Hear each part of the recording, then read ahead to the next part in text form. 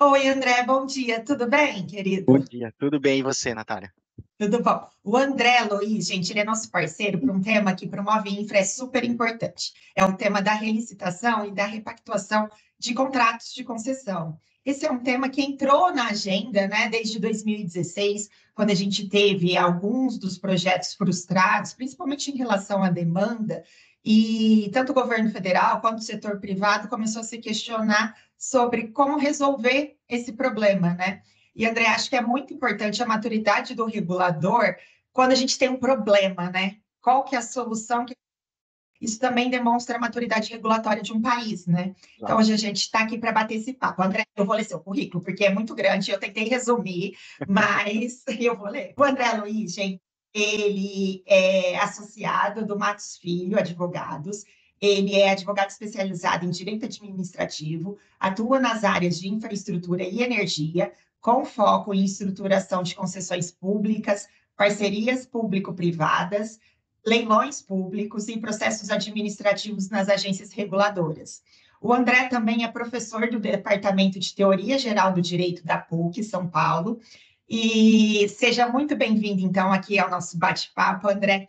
Como eu disse, a gente vai querer tratar sobre relicitação, né? E esse tema, ele voltou a ficar quente, né, nas últimas semanas. Sem A dúvida. gente teve uma discussão profícua ali no Tribunal de Contas da União. A gente teve semana passada o lançamento do novo PAC, que também tratou disso, tanto na parte de obras quanto na parte institucional. Mas antes da gente começar a abordar um pouco os meandros da relicitação, explica para a nossa audiência o que é relicitação, André. Claro, claro. Bom, obrigado pelo convite, Natália. É um prazer falar aqui com você e com todos aqui que estão nos assistindo. Bom, a relicitação, ele é um procedimento de uma forma de rescisão amigável do contrato.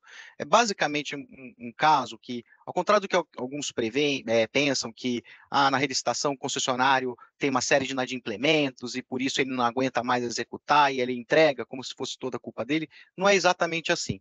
O processo de relicitação, ele parte da premissa, de fato, de que a concessão não vai mais se tornar viável no longo prazo, em que provavelmente pode haver um risco à descontinuidade se aquele concessionário permanecer, mas o que acontece é que fatos posteriores mudaram, reequilíbrios não foram concedidos, pode ter havido inadimplementos, uma série de condições que levam a essa condição de que o concessionário pode chegar a um momento de falir no futuro. Então, a forma que a ordem jurídica preveu, de uma maneira, na minha opinião, inteligente, foi fazer o seguinte: olha, vamos fazer o seguinte, então você me diz que você não vai aguentar mais, porque eu já consigo, eu, Estado, me planejar para fazer uma nova licitação e entregar este ativo para um novo concessionário numa condição em melhores moldes. E isso traz uma série de outros efeitos. Enfim, tem uma situação em que o novo concessionário paga a indenização para o concessionário antigo em relação aos bens reversíveis, né, aqueles investimentos que foram feitos em bens que vão ficar para a União, que são essenciais à prestação do serviço, para não ter enriquecimento sem causa, né, do Estado, tem que ser pago uma indenização para ele. Então, o novo funcionário faz isso. Então, ele tem uma série de benefícios. Se existem um processo de caducidade, que é a extinção por inadimplemento do funcionário em curso, ele é suspenso. Enfim, tem uma série de vantagens nesse procedimento, mas ele é um procedimento que não é simples de ser executado. Ele é demorado, ele é muito demorado. Então, tem um período que você vai lá, pede para a relicitação, a agência analisa para ver se pode, vai para o Ministério para ver se está de acordo com a política, vai para o programa de parcerias e investimento, o Conselho, para ele falar que está tudo bem, e aí sai uma qualificação do projeto pelo Presidente da República, e depois disso é celebrado um termo aditivo em que as partes acordam em fazer essa relicitação. E a partir daí pode durar 24 meses ou mais, né? No final das contas, tem durado mais do que os 24 meses que a lei até imaginava que seriam necessários, suficientes, né, para fazer uma nova licitação e fazer a transferência do ativo original para um novo concessionário. Não, excelente, super clara a explicação. E a gente viu um debate que é ligado à relicitação no Tribunal de Contas da União, mas que é não necessariamente a relicitação, que seria a possibilidade de uma repactuação desse contrato de concessão antes de migrar para a possibilidade da relicitação, né? Também não é algo trivial essa repactuação, né? A gente viu ali na discussão do plenário, onde o acórdão saiu depois com 15 condicionantes. Parece que nesse assunto nada é fácil, né, André? Tudo é Não, complexo, tudo é cheio de camadas, tudo demora um pouquinho, mas tem 15 condicionantes, mas tem uma possibilidade, né? Eu queria que você comentasse um pouco essa decisão, o que que você imagina, quais as possibilidades que a gente pode vislumbrar, quais são os principais desafios disso. Claro, claro. Assim, essa decisão do Tribunal de Contas da União, eu considero que ela foi um marco na jurisprudência do tribunal.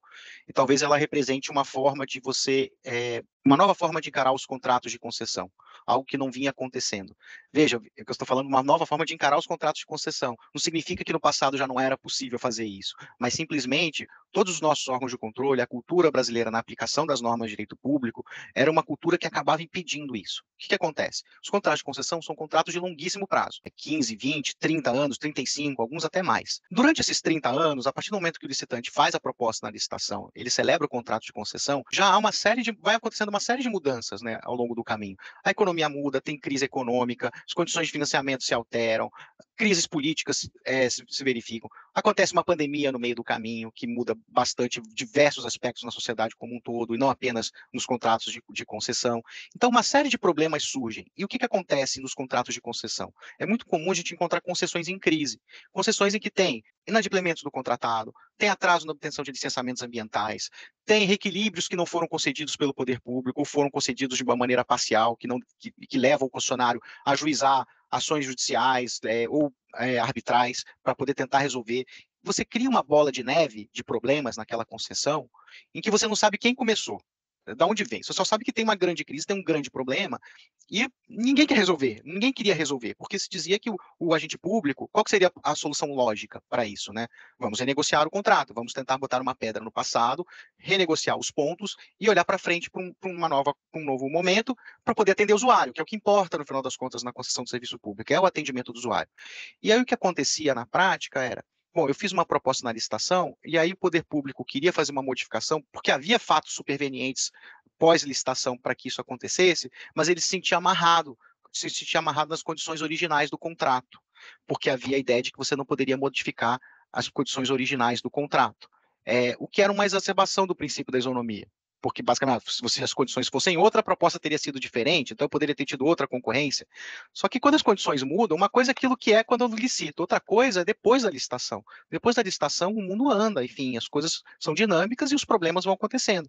E o mais importante não é simplesmente, pelo menos nesse caso, e é a forma como eu valoro, e eu acho que foi a forma como o Tribunal de Contas valorou neste caso, que daqui para frente, que é importante, porque ele tem um caráter normativo, né, foi uma resposta à consulta, é o seguinte, a isonomia é importante, as condições originais foram importantes para definir o vencedor, mas depois de uma série de fatos supervenientes, pode ser importante, é mais vantajoso para o interesse público, ou seja, é mais vantajoso para o usuário, em que eu repactue o contrato e tenha uma nova vida, porque contratos de concessão, os concessionários que têm capacidade para executar esses contratos, não são muitos os concessionários, não é um mercado amplíssimo, como, por exemplo, de lojas de venda de papéis, canetas, etc. Não é papelaria, né? Não é que nem papelaria, em que tem um mercado super difuso. Aqui não, é um mercado mais concentrado. Então, perder um concessionário aqui pode ser ruim para o próprio interesse público, porque é alguém que sabe executar, é alguém que tem expertise, que consegue executar o objeto bem. Bom, o que a decisão acabou falando, né? Ela acabou destravando essa possibilidade que os agentes públicos se sentiam amarrados, porque também tinham medo do órgão de controle ir lá e aplicar uma sanção pessoal para quem modificasse o contrato. Ainda que o agente público, na prática, eu já vivenciei isso várias vezes, imagino que você também, Natália, sim, ele quer fazer, mas ele está preocupado porque o órgão de controle pode não concordar com ele e vem uma sanção pessoal no patrimônio pessoal dele, né? No bolso dele. Então, era uma coisa muito séria. O que a decisão fez foi, em última análise, dentro daquelas 15 condicionantes, aquele monte, se a gente espremer tudo que está ali, qual é a conclusão que a gente pode chegar?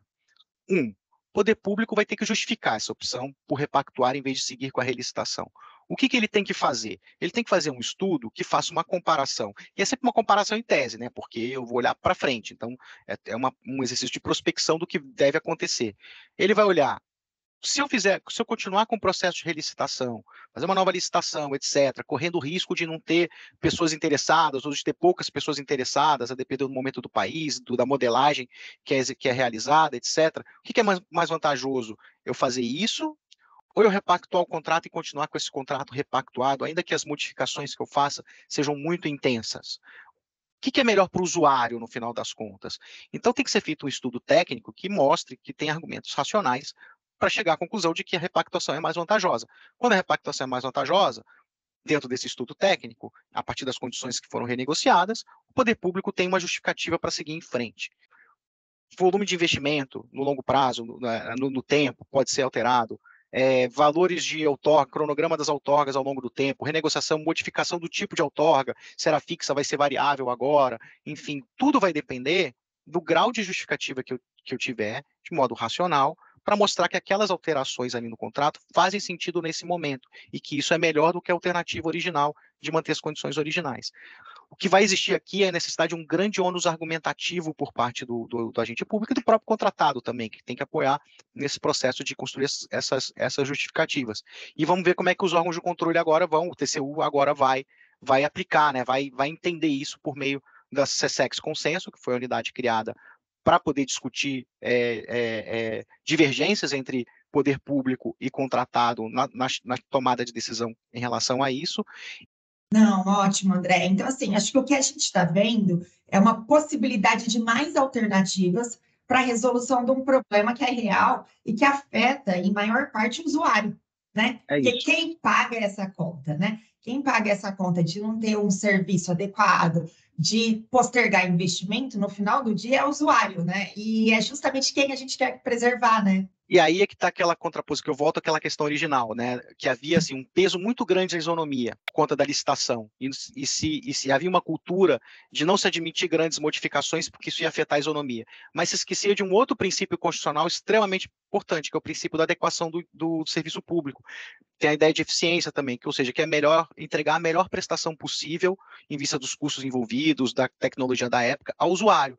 Isso que também é constitucional estava sendo colocado para baixo da isonomia, quando agora o que o tribunal fez foi talvez rebalancear esses pesos que a gente dá a dois princípios de natureza constitucional, de extremamente importantes, ambos são irrelevantes. Então é tudo uma questão de preferência que é dada agora. E o tribunal antes dava muito forte para a isonomia, talvez por conta do passado patrimonial brasileiro, agora mudou um pouquinho esse pêndulo para dar peso para a adequação do serviço público, e me parece que ele fez muito bem.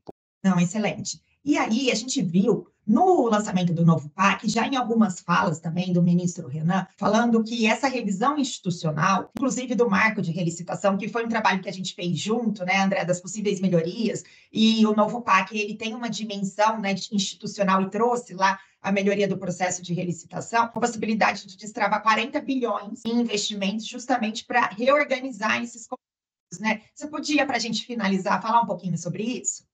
Claro, eu acho que agora, diante desse novo, não vou dizer novo, né, porque já era possível, mas agora diante dessa nova cultura que destravou um instrumento que, na minha opinião, já era possível, mas que agora o tribunal deu a segurança jurídica necessária para que os agentes públicos possam utilizar esse instrumento. Ele é mais um, como você comentou, ele é mais um dentro de outros daqueles que o agente público precisa manejar ou tem que escolher para resolver esses problemas. E isso realmente pode gerar uma série de novos investimentos já num prazo curto, em rodovias que foram objeto de licitação, que vão ser repactuadas, que vão ter novos investimentos ali, em aeroportos que estavam numa situação difícil, inclusive alguns extremamente estratégicos, né, para os estados em que eles estão situados, para poder melhorar outros aspectos como turismo, como transporte de cargas na barriga dos aviões, enfim.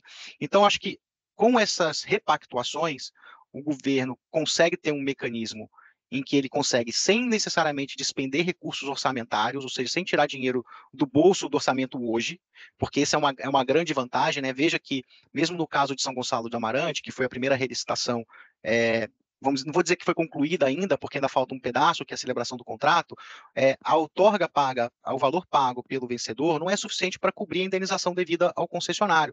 O que isso significa? Que esse valor, que não é suficiente, tem que sair do nosso bolso via recurso orçamentário, tem que ter dotação do orçamento para pagar esse concessionário antigo. Com essas repactuações, o governo tem uma maleabilidade para conseguir, mudando o perfil de investimento da concessão, trazer novos investimentos sem ter que a gente utilizar recursos que eventualmente podiam ser investidos mais em habitação, em saúde, em educação, e a gente consegue ter a melhor entrega possível, tendo em vista esses recursos limitados que o governo federal tem à disposição dele para fazer novos investimentos. Muito obrigada, André, pela explicação mais que didática desse assunto, que não é exatamente simples, né? Não, É um não é. assunto que a gente cobrar, é um assunto muito amigável, então muito obrigada. E aproveito para chamar todo mundo para seguir a gente nas nossas redes sociais, a gente sempre tem bastante conteúdo aqui. Muito obrigada, André, um grande abraço. Obrigado, Natália, pelo convite. Tchau.